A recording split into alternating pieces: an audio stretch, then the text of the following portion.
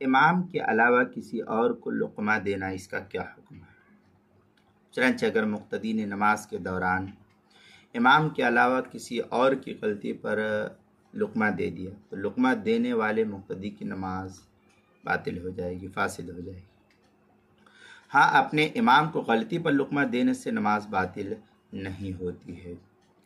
چنانچہ اس سلسلے میں فتویٰ ہندیہ کے اندر ہے وَلَوْ فَتَحَ عَلَى غَيْرِ إِمَامِهِ تُفْسِدُ وَإِنْ فَتَحَ عَلَى إِمَامِهِ لَمْ تُفْسِدُ۔ فتویٰ ہندیہ کی عبارت ہے جلد نمبر 1 صفحہ نمبر 99، الباب السابع فیما یفسد الصلاح وما یکرہ فیہا، جو مکتبہ بلوچستان بک ڈپو کا چھپا ہوا نسخہ اس کے اندر۔ فتویٰ شامی میں ہے فتحہ علی غیر امامہ الا اذا ارادت تلاوہ وقد الاخذ بخلاف فتحہ علی امامہ فانہ لا یفسد مطلقا۔ اس طریقے کی عبارت فتویٰ شامی جلد نمبر 1 صفحہ نمبر 622، باب ما یفسد الصلاح ما یکرہ فیہا، جو HM سعید کراچی پاکستان کا چھپا ہوا نسخہ اس پہ جو ہے نقل کیا گیا۔